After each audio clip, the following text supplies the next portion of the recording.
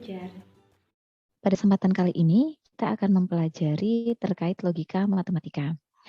Saja yang akan saya sampaikan pada pertemuan kali ini, yang pertama adalah tujuan dari pembelajaran, yang kedua kita akan brainstorming ya, yang ketiga nanti penyampaian materi, yang latihan soal, dan nanti akan saya berikan tugas pada pertemuan pertama ini. Untuk yang pertama, yaitu tujuan pembelajaran. Adapun tujuan pembelajaran kita adalah masih mampu menerapkan konsep berpikir kritis dan logis. Yang kedua, mahasiswa mampu menentukan sebuah proposisi. Ya, mahasiswa mampu menentukan pernyataan terbuka dan tertutup. Yang keempat, mahasiswa mampu menarik suatu kesimpulan pernyataan-pernyataan yang diketahui. Selanjutnya akan brainstorming sedikit ya. Di sini ada 3 segi dengan warna yang berbeda. Ternyata dia membentuk suatu pola tertentu terhadap gambar berikutnya. Pertanyaannya di sini adalah tentukan gambar berikutnya. Bagaimana kalau kita menentukan gambar berikutnya dari pola persegi ini?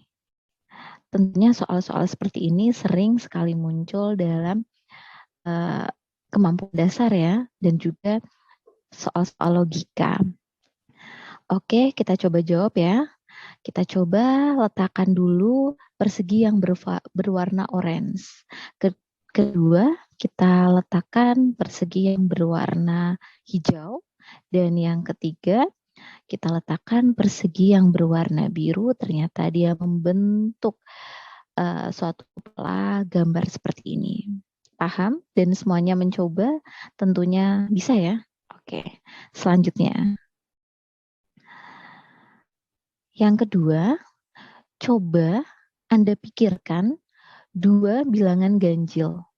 Apa kesimpulan Anda tentang jumlah 2 bilangan ganjil? Apa yang dapat kita sampaikan dari jumlah 2 bilangan ganjil? Misalnya kita ambil bilangan ganjil itu 1 dan 3. Coba, apa yang bisa Anda simpulkan dari 2 buah bilangan ganjil tersebut? Iya, betul sekali. Jumlah 2 bilangan ganjil itu adalah bilangan genap. Berapapun nilai dari bilangan ganjil, jika dia dijumlahkan dengan bilangan ganjil lainnya, ya, jadi ada 2, itu pasti hasilnya adalah bilangan genap. Oke, kita lanjutkan ya. Kita masuk ke dari terkait dengan logika matematika. Pengertian logika matematika itu sendiri. Logika adalah ilmu pikir, ilmu berpikir nalar dengan benar. Secara bahasa, logika itu berasal dari bahasa Yunani, logos, yang berarti atau alasan. Logika itu dapat diartikan sebagai berhubungan dengan prinsip-prinsip validitas. Kebenaran ya, validitas. Penalaran dan argumen-argumen di mana logika itu mempelajari penarikan kesimpulan baik secara valid dan tidak valid atau tidak benar. Jadi bisa kita menentukan nilai kebenarnya, baik itu benar atau itu salah. Selanjutnya ya, salah satu tokoh matematika adalah George Boole. Di sini adalah matematikawan Inggris yang memberikan pemikirannya pada logika dan implementasi matematikanya. George Boole terkenal dengan temuannya yaitu aljabar Boolean. Pasti sudah tidak asing lagi aljabar Boolean untuk kita. Ada 3 operasi paling dasar dari aljabar Boolean, yaitu yang pertama adalah AND atau dan ya. Biasanya dinotasikan atau disimbolkan dengan seperti ini.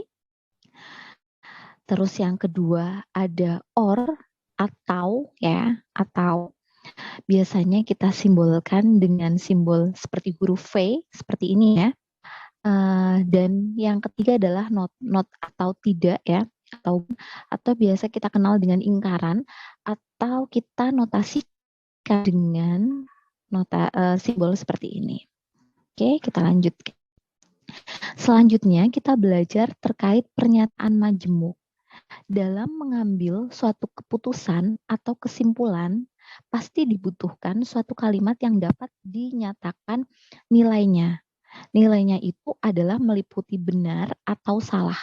Jadi dia itu tentukan nilai kebenarannya, apakah dia benar atau dia salah, seperti itu. Setiap pernyataan yang bernilai benar atau salah itu disebutkan ini proposisi. Namanya adalah proposisi. Jadi pernyataan yang dapat ditentukan kebenarannya itu disebut dengan proposisi. Jadi tidak bisa kedua-duanya. Nilainya itu harus satu, benar atau salah, seperti itu. Misal kita punya beberapa contoh kalimat dari 1 sampai 7 yang tertera pada layar. Manakah di antara kalimat-kalimat di atas yang dapat kita katakan sebagai proposisi? Kita coba ya, telaah satu-satu. Yang pertama, buku ini minta. Ya, apakah bisa kita tentukan kebenarannya? Iya, tentu bisa. Karena kita bisa tahu apakah ini buku milik Sinta atau bukan. Pernyataan nomor 1 itu adalah proposisi. Yang kedua, Andi anak dari Ibu Susi. Ini juga bisa kita tentukan nilai kebenarannya. Jadi kita bisa menentukan benar atau salahnya. Sehingga pernyataan kedua juga bisa kita nyatakan proposisi. Yang ketiga, tolong bawa ini.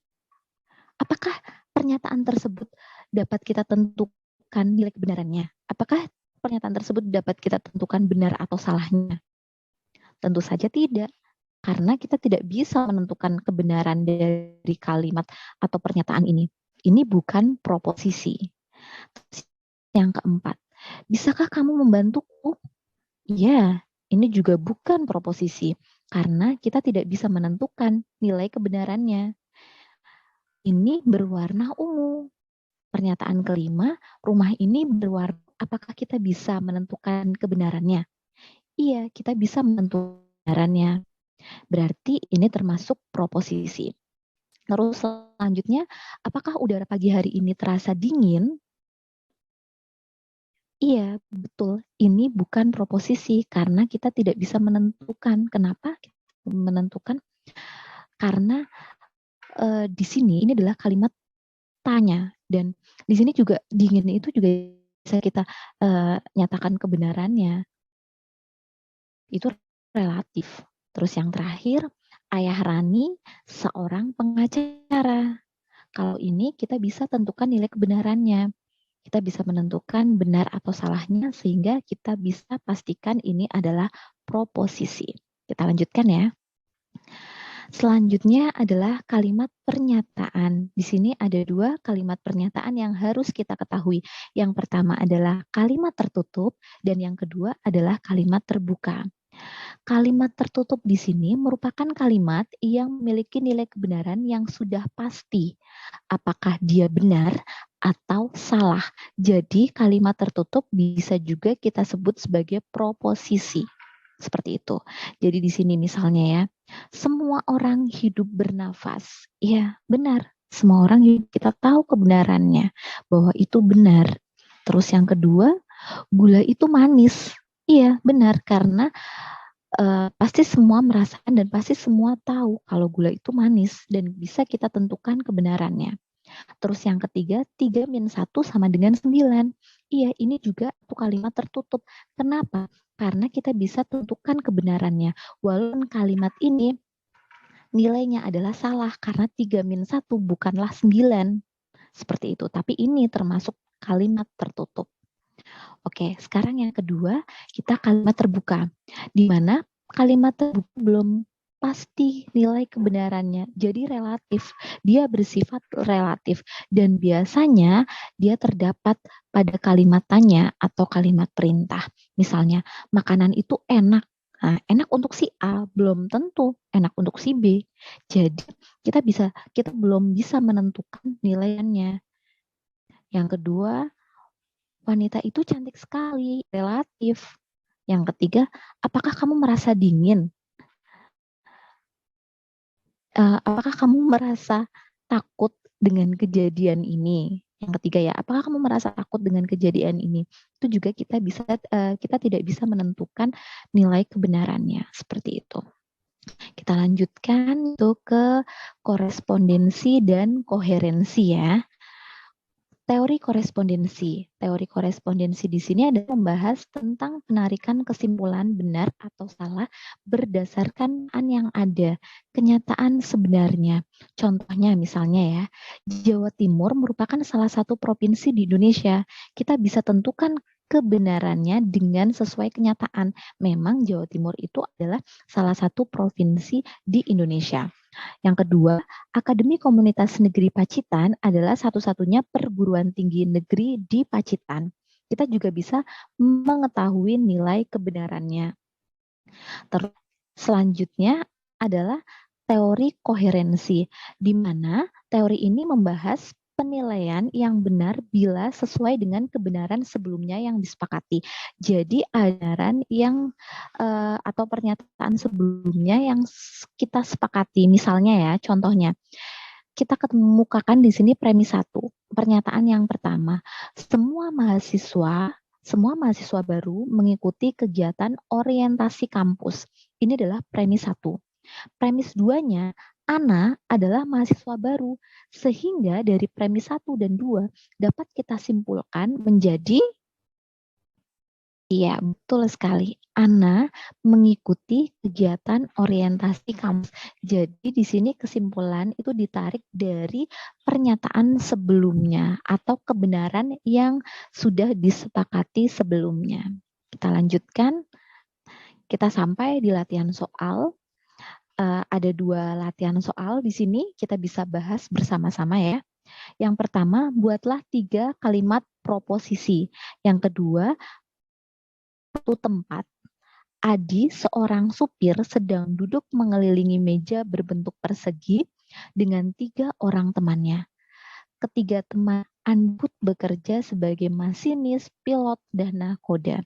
Tentukan pekerjaan Budi jika Andi duduk di sebelah kiri coki, Budi duduk di sebelah kanan masinis, jadi yang duduk berhadapan dengan coki bukanlah seorang pilot. Oke, bisa kita tentukan ya. Mulai dari yang pertama. Kalimat proposisi. Tadi kita disuruh membuat 3 kalimat proposisi. Yang pertama, misalnya, Bu Vinda adalah dosen yang mengajar mata kuliah matematika. Ya, karena di sini kita bisa menentukan kebenarannya. Ini adalah salah satu dari kalimat proposisi atau pernyataan kalimat tertutup ya. Yang kedua, di sini 3 plus 5 sama dengan 9. Kita juga bisa menentukan kebenarannya dari pernyataan yang kedua. Yang ketiga, Pacitan memiliki julukan kota 1001 gua. Ini juga merupakan proposisi karena kita bisa tentukan nilai kebenarannya. Oke, untuk teman-teman semuanya di sini silahkan dicoba lagi yang lainnya ya. Kita lanjut untuk pertanyaan selanjutnya. Yang nomor 2, tadi ada 4 orang yaitu Andi, Budi, Coki, dan juga Dedi. Dia sedang bersama-sama dan dia duduk di meja persegi panjang gitu. Nah, di sini kita posisikan dulu Andi. Tadi menurut soal, Andi itu duduk di sebelah kiri Coki. Berarti kita Coki itu di sebelah kanan Andi. Ya enggak? Benar ya? Jadi kita memposisikan diri sebagai mereka itu yang menghadap ke meja gitu. Jadi kalau misalnya kita posisikan sebagai Andi, otomatis kan Coki itu berada di sebelah kanan Andi gitu ya. Selanjutnya Dedi itu berhadapan dengan Coki. Tadi kan katanya Dedi berhadapan dengan Coki. Sehingga kita bisa letakkan Dedi di sebelah sini ya. Oke. Berarti mau nggak mau harus berhadapan dengan Andi di sini. Letak mereka adalah seperti ini. Sekarang kita tentukan pekerjaan mereka. Tadi kan Andi itu seorang supir, ya nggak? Terus tadi juga Coki itu kan adalah seorang masinis kan, dan Dedi itu bukanlah seorang pilot, otomatis Dedi itu adalah seorang nahkoda. Jadi di sini pilot itu adalah Budi dan Budi adalah seorang pilot. Jadi jawabannya pekerjaan Budi adalah seorang pilot. Seperti itu ya. Soal-soal seperti ini sepertinya kalau kita melihat soalnya dengan soal cerita yang terlalu panjang itu terkesan sangat susah. Tapi sebenarnya itu mudah karena dia itu kita hanya mengandalkan logika kok, nggak ada rumus. Kita di sini mengandalkan logika. Untuk apa sih belajar seperti ini ya kita agar kita bisa berpikir secara logis. Kita terbiasa belajar pikir dengan logika. Jadi logika kita terasah gitu. Oke, yang terakhir ini adalah kita masuk ke tugas pertemuan pertama untuk mata kuliah matematika diskrit dan materi logika matematika ya, dasar-dasar logika matematika. Jadi penyampaian saya cukup sampai di sini dan untuk tugasnya bisa dikerjakan, silahkan. Sampai ketemu lagi perkuliahan selanjutnya. Sekian dari saya. Wassalamualaikum warahmatullahi wabarakatuh.